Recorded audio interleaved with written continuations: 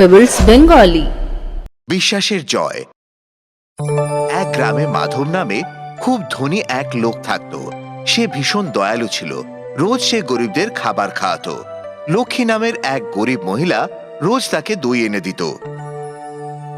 দেখো লক্ষ্মী, রোজকার মতো কালো আমায় এক কলসি দই দিয়ে যেও।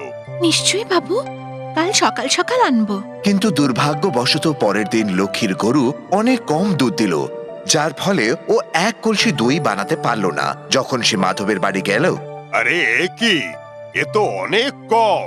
আর কখনো তুমি এখানে এসো না, যাও গিয়ে নদীতে ডুবে মরো। লক্ষ্মী এত সরল ছিল যে সে সত্যি নদীতে গিয়ে ঝাঁপ দিল। নদীর নিচে সে কারো আওয়াজ শুনতে পেল।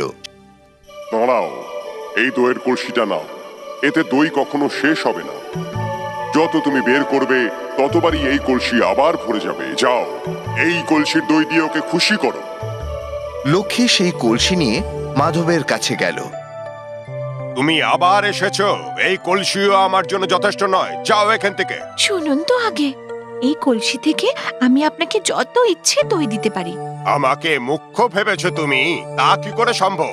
আমি তোমায় কি করে বিশ্বাস করব? লক্ষ্মী তাকে পুরো কাহিনী শোনালো। যদি তা সত্যি হয় তো নাও, এই বড় বালতিটা ধুয়ে ভরে দাও।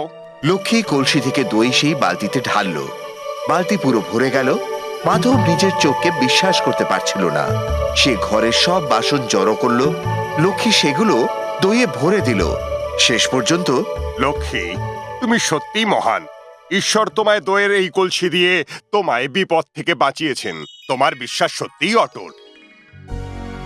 বিশ্বাসের কোনো পরাজয় নেই। Pebbles Bengali।